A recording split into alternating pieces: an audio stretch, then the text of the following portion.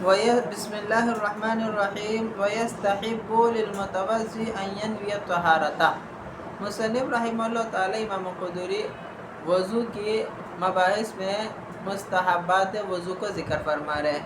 مستحب کہتے ہیں وہ عمل جس کو کرنے پر اجر و ثواب ہے، چھوڑ دیا جائے تو گناہ کوئی نہیں ہے۔ اس میں مصنف رحمہ اللہ تعالیٰ نے پہلا جو مستحب ذکر کیا وہ یہ کہا ان ينوي الطہارۃ، طہارت کی نیت کرے۔ وضو کرنے والا نیت کرے، کیا نیت کرے؟ طہارت کی نیت کرے۔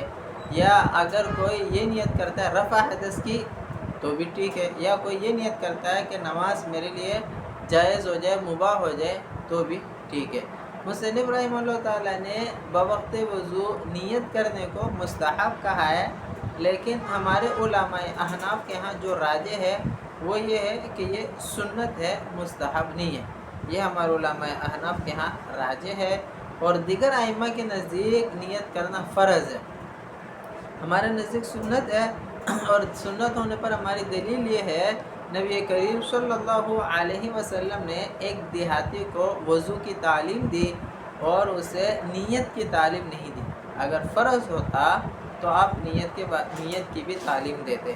بہرحال وضو کے مستحبات میں سے امام قدری نے نیت کرنے کو شمار فرمایا ہے۔ دوسرا مستحب ذکر کر رہے ہیں وَيَسْتَوْعِبَ رَأْسَهُ بِالْمَسْحِ، اپنے سر کو ڈانپ لے مسح کے ساتھ، یعنی پورے سر کا مسح کرے، پورے سر کا مسح کرے۔ یہ بھی مصنف نے اس کو بھی مستحبات وضو میں سے کہا ہے، لیکن اس میں بھی درست بات یہ ہے کہ نیت کرنا، یہ پورے سر کا مسح کرنا یہ سنت میں سے ہے اور یہ مستحبات میں سے نہیں ہے۔ اور اس پر دلیل یہ ہے کہ حضرت عبداللہ بن زید رضی اللہ تعالیٰ عنہ نے آپ صلی اللہ علیہ وسلم سے متعلق یہ نقل کیا کہ آپ پورے سر کا مسح کرتے تھے۔ وَيُرَتِّبُ الْوُضُوءَ فَيَبْتَدِئُ بِمَا بَدَأَ اللَّهُ تَعَالَى بِذِكْرِهِ۔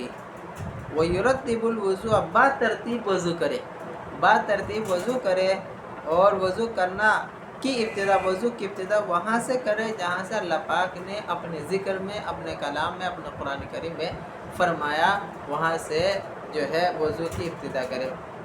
مطلب یہ ہے کہ اللہ رب العزت نے قرآن کریم میں جب وضو کو ذکر فرمایا تو سب سے پہلے یہ فرمایا کہ چہرہ دھو لو، نمبر 2 یہ کہا اللہ پاک نے ہاتھ دھو لو، نمبر 3 یہ کہا کہ سر کا مسح کرو، نمبر 4 پاؤں دھونے کا حکم دیا۔ جب وضو کرنے والوں وضو کرے تو اس ترتیب سے کرے، ایسا نہ کرے کہ پہلے ہاتھ دھو لے بعد میں منہ دھوئے، یا جو ہے پہلے پاؤں دھو لے اور پھر آخر میں مسح کرے، ایسا نہ کرے، بلکہ جو ترتیب قرآن کریم اللہ پاک نے رکھا ہے اس ترتیب کو باقی رکھے۔ اور یہ سے بھی مصنف رحمہ اللہ تعالیٰ نے مستحبات میں شمار کیا ہے، لیکن ہمارے علماء احناف کے ہاں یہ بھی جو ہے سنت میں سے ہے۔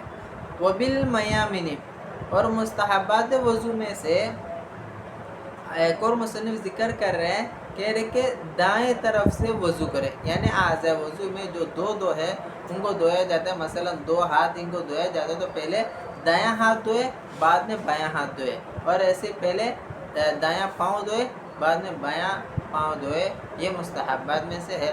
اور دلیل آپ صلی اللہ علیہ وسلم کی حدیث ہے ان اللہ تعالی یحب التیامن فی کل شیء حتی التنعل والترجل، اللہ پاک کو ہر چیز میں دائیں طرف سے پسند کرنا پسند ہے، یہاں تک کہ کنگھی کرنے میں بھی اور یہاں تک کہ جوتے پہننے میں بھی اللہ پاک کو پسند ہے، اس لیے وضو میں بھی ایسا کرنا مستحب ہے۔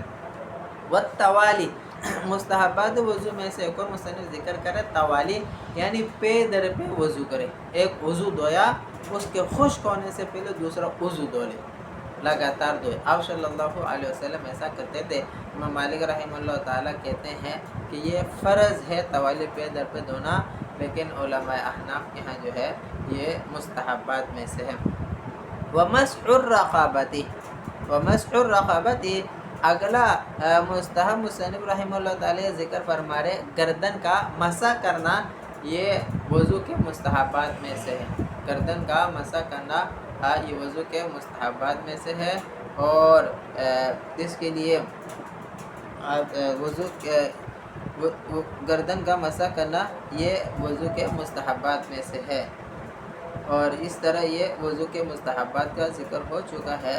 آگے نواقض وضو کا ذکر ہے وہ انشاءاللہ پھر اگلے درس میں۔